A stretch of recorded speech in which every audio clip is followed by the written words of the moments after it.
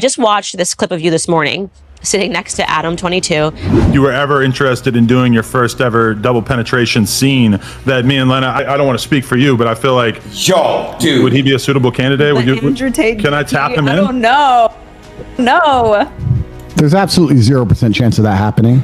And it's not because Lena is particularly unattractive. It's because she's married to Adam, and I have no interest in degenerate, pointless sex, and I have no interest in making a spectacle of myself or even just involving myself in anything which I deem to be overall haram and pointless. It's just not something I'd be interested in. There's not a single amount of money on the planet you could pay me to undertake. So.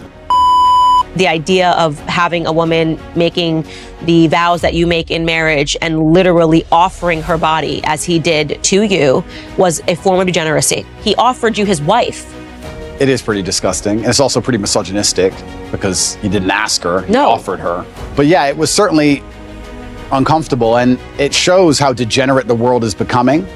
And pornography as a whole is simply just, I think it's an effect. I think it's a tool which is used to ensure that the male populace stays as docile as possible.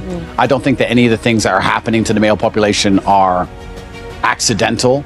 I think that keeping us as docile as possible is very interesting for the people who are in charge of the world, because we're the warrior class. At the end of the day, it's going to boil down to the men who are going to stand up and actually do something about anything at some point in time.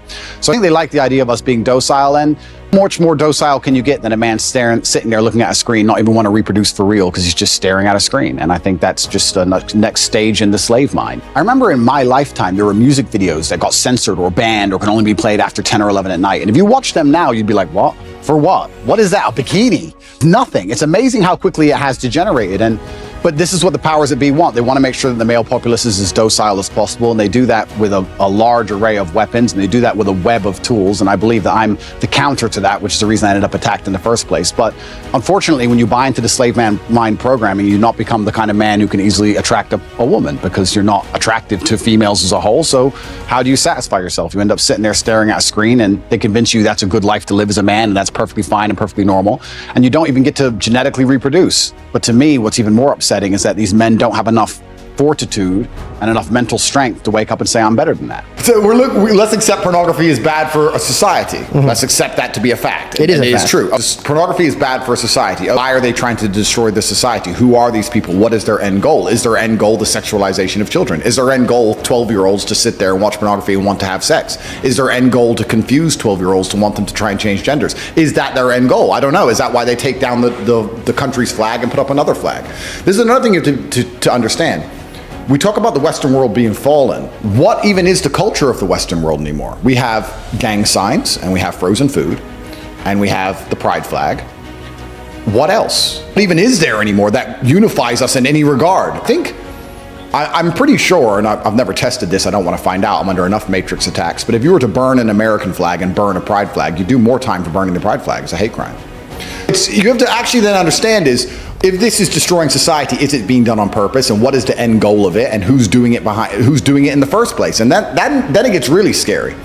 I agree with everything you're saying about pornography, and I agree with everything you're saying about monogamy. I'm just trying to analyze the world and how it actually functions, and how do you fix these things? But this is the thing, right? So when you attack a man's mental fortitude on one issue, you attack it on all issues. This is why it's done purposefully. To resist a slave mind, you need to be able to resist in the first place. How can you resist a slave mind if you have no physicality, you have no willpower, no ability to mentally resist anything? Well, then what you're gonna end up doing, you're gonna end up eating the bugs and watching the porn and sitting in front of your computer, and that's what they want from the peoples. I think that it's actually all very interconnected. People come at me with the porn problem, and I get the same thing. Guys say to me all the time, hey, what are you gonna do? What should I do? I struggle with pornography. And I say, that's because you have nothing else in your life in order. If you were in good physical condition, and you had the money you were supposed to have, and you had the mentality you were supposed to have, you wouldn't need it. The reason you're so addicted to porn is because everything else in your life is a failure. And yeah, it's certainly a complicated issue. It's a difficult one. And this is why they fear male agency so much, because when men truly wake up and decide to be the best versions of themselves, they're hard to control, because all these control mechanisms fall by the wayside. They don't want the porn anymore. They don't want the antidepressants anymore. They don't want the garbage anymore. And now you have a whole bunch of men who actually want truth and honor and respect, and they want to live for something. And then what are they going to live for? They're going to want to be brave. They're going to want to do the right thing, regardless of how dangerous it may be for their own personal circumstance. And that sounds like a difficult population to enslave. And that's what's scary.